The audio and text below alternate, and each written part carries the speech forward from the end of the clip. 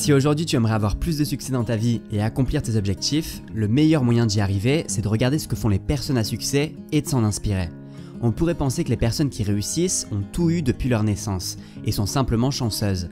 Mais la vérité, c'est que la réussite vient en grande partie des habitudes de vie que chacun d'entre nous met en place. C'est pour ça que dans cette vidéo, on va voir les 7 habitudes que tu devrais prendre pour réussir. À la fin de cette vidéo, je te présenterai une 8e habitude bonus, donc reste bien jusqu'au bout. Allez, c'est parti! Numéro 1. Se fixer un objectif clair. La première chose à faire, c'est de définir ce que l'on veut accomplir dans sa vie. Car si tu ne sais pas où tu vas, tu ne sais pas quelles actions tu dois mettre en place. Au contraire, si tu as un objectif bien défini, tu sais ce que tu dois faire pour le réussir. Par exemple, si tu te fixes comme objectif de perdre 10 kg, tu vas pouvoir traquer cet objectif. Et tu pourras suivre ton avancée dans cet objectif de jour en jour et de semaine en semaine.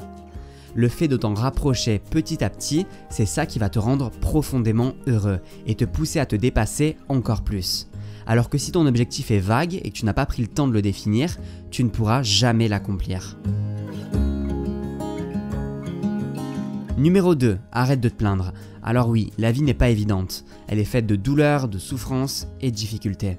Mais au final, est-ce que le monde a été créé pour te satisfaire? Pour te plaire à toi et rien qu'à toi?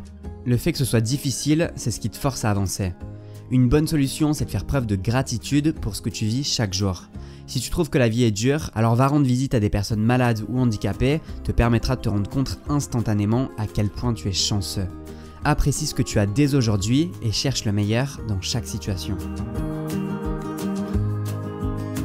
Numéro 3. Fais le tri dans ton cercle social. Il peut y avoir 2 types de personnes dans ton cercle social. Le premier, ce sont les personnes qui sont bienveillantes envers toi, qui veulent te voir réussir et te stimulent intellectuellement. Mais le deuxième type, ce sont des personnes qui te tirent vers le bas, qui ne veulent pas ton bien et veulent te voir patauger avec eux dans la boue. Et la vérité, c'est qu'ils sont un vrai frein à ton évolution. Ce que je vais te dire peut te paraître un peu dur, mais c'est la meilleure solution. Dès aujourd'hui, dis adieu aux personnes qui ne t'apportent que de l'énergie négative.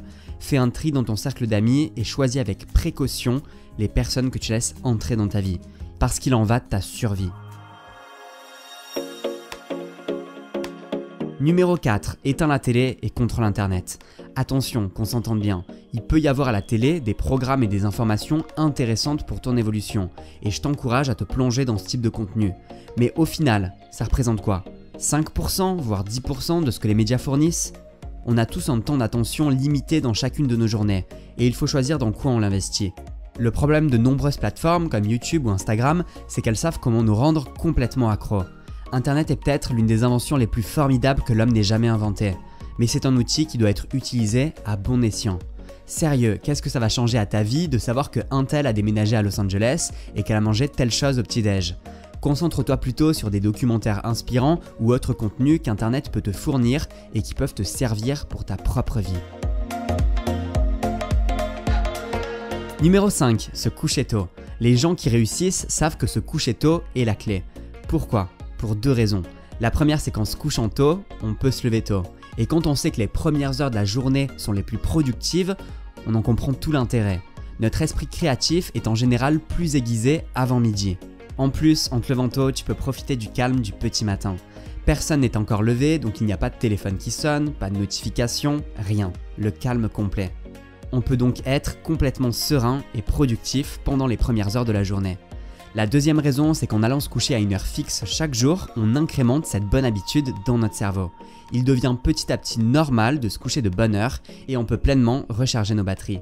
Car un des facteurs les plus dramatiques d'une mauvaise santé physique et mentale, ça reste le manque de sommeil. Et les personnes qui n'ont aucun rythme de vie, ni aucune heure de coucher, se retrouvent à parfois se coucher à 5 h du matin et gâchent la journée suivante en la passant à roupiller.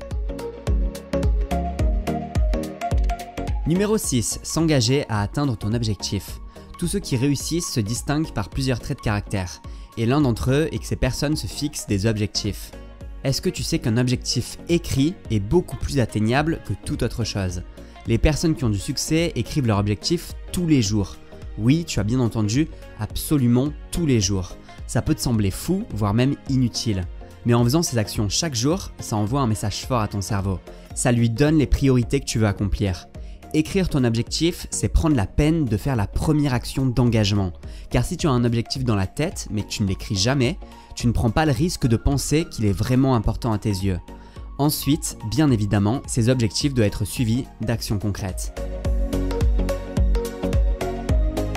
Numéro 7. Échoue. Sur ce point, j'aimerais encore plus t'encourager à adopter une certaine mentalité. Tu sais, les bébés sont passionnants et peuvent nous apprendre une leçon. Pourquoi ? Observe attentivement comment se comporte un petit enfant sur le point de marcher. Bien évidemment, les débuts sont précaires, voire délicats. Mais dans ce processus, tu ne remarques pas quelque chose ?